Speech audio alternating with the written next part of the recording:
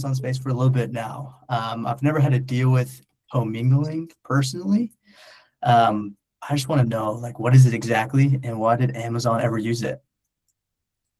To kind of take you back on what commingling was from an agency or an Amazon operator's perspective, sometimes it was like just the biggest headache in the world.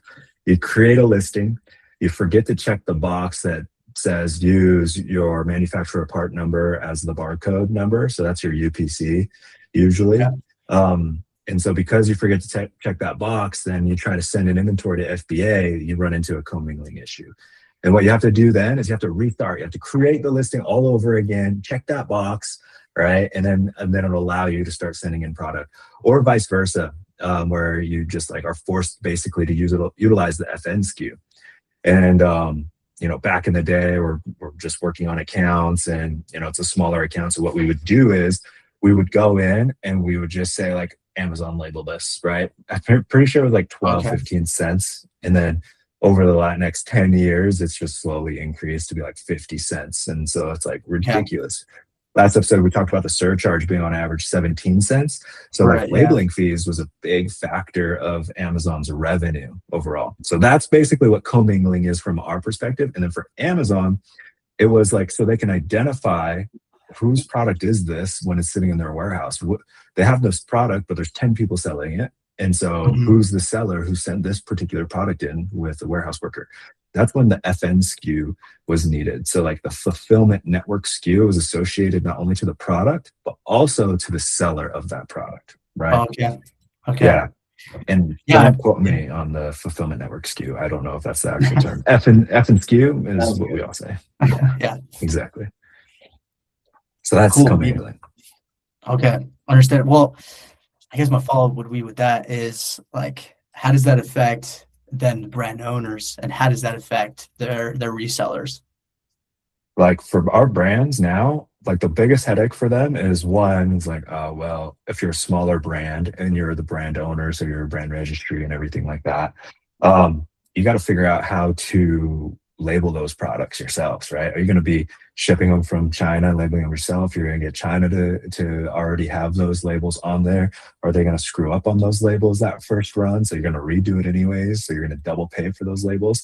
So add a little bit more of the operational side. And another big reason why we got into 3PL is to offload a lot of that work for our clients, and then also handle their D2C shipments. So like that's, as an agency, we're always trying to find ways to support them. And so instead of them having to do it all, we would like to do it for them. So it just comes down to that. For our bigger clients, it doesn't really impact them because they already have the operational side set up to label if they needed to, or get the manufacturer to do it themselves. So, not a big deal. But where it does impact them is the resellers, right? We have accounts where there's like 3 or 4 other resellers on their listings, and they're fighting them to get them off if we're not in transparency, or we're not fighting them, legally, sending out cease and desist. They're just been there. But now, like I said, it becomes harder for smaller sellers. It becomes hard for smaller resellers as well. They are forced to label those products and make sure that they're doing it, instead of just having Amazon do it anymore, right? They would find the product with good margin and just have Amazon do it. So it becomes a big issue. And Stephen Pope even mentioned in a recent video, like resellers or just Amazon sellers in general are on a decline. So part of that is like Amazon's doing, in my opinion, and this is maybe a bit controversial, that they're doing the right thing and making it a little bit more difficult for just anybody and everybody to just sell on the platform in general. Now, if you're legit, it's pretty simple. You can just still sell, but if you're just a reseller now, it almost doesn't make sense. So that's a big impact. Okay, so the brand has more flexibility, and then resellers is just there's more requirements, is what it sounds like. Yeah, basically. Cool. Okay, I mean, so with this FN SKU labeling, what does it cost in practice? So again, back to, we know this because we're a 3PL. For us, we upcharge it right a little bit, but even then, our upcharge for our actual cost of manual labor, buying the supplies, buying the equipment is kind of a sunk cost. The machines, basically the printers to do it at scale. It really just depends, but you're probably, if you're going to do it yourself, your biggest cost is going to be your time, right? Okay. Like, how long does it take you to put a label? And if you have a pallet worth that you need to label and send into Amazon, and you're a solo seller, or you have a small team, how long is that going to take your team to do it now? So the cost of the paper, the cost of the machine, and then the cost of the people printing it out. And luckily, AI can't take that over. You're still going to have to manually put those stickers on, right? If you're a Right. small company and do it, unless you're rich and you have the manufacturing to get those auto labelers, then that's what your cost is going to be. So for Yeah. us, you think about it like as an hourly perspective. I pay somebody $20 an hour to do fulfillment, and now it's going to take them to do a whole, pallets worth a few hours. I'm already $60 in just on Yeah. labor itself to get that done, right? If they take some 3 hours to label it. Now, hopefully it takes them a lot faster. We need SOPs and stuff like that, but I think that's where you're going to see the biggest impact on cost for Okay. some of our customers and sellers. Cool. Yeah, for sure. Let's say like I shipped in units without this fulfillment number. What happens to those units? If you ship those units in without the FN SKU, like I've already seen, let's say you accidentally do it or it's mislabeled. I'm pretty sure right now it's going to go through there's going to be a fee. They're going to give you a warning on that shipment that they Okay. received units in error. So when you see that error pop up, that's probably what's going to happen.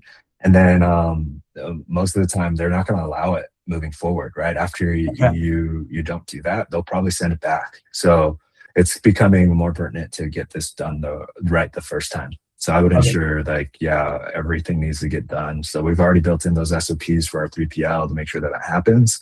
But yeah, that's going to be a big factor for sure. Okay. For sure.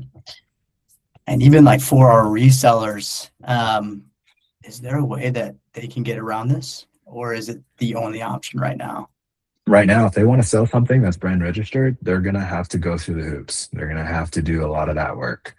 And then to be able to get access, that's going to be it for all of our retail arbitrageurs out there. Yeah, it's gotten a lot harder for them for sure. For sure. Yeah. Seems like it. That was only the questions I had. I mean, is there anything else? No, I mean, that's a good one to go over. We're going to get a lot of questions when we're doing, FBI restocks and there's changes. And so right now, there's not a lot of strategy for resellers, but to suck it up. We don't have any resellers as clients. We usually just work directly with the brands. So for our customers, it's just going to be good. I think it's going to be really good for them moving forward. We just have to be prepared for a lot of these other changes, right? There's no more, we need to get this out quickly. Amazon can just label it. Let's just get it out the door. Yeah. That's not going to happen. No, you got to go through everything and stay on top of your SOPs and make sure that flows well. So yeah, but this is a good topic. I think for everybody who does watch episodes like these, just be prepared. And I mean, as of late, we got to be on our toes. Amazon's making changes all the time. So yeah. Cool. Cool. Well, thanks. I appreciate it. We'll catch you guys on the next one. This will be a short and sweet one, and we'll continuously keep things going. If anybody does have questions or concerns on upcoming changes, how they can implement it, make sure to hit the link below, contact one of us, myself, or Gabe, or Spencer, and we'll do our best to get back to you guys and support in any way we can. But see you guys on the next one.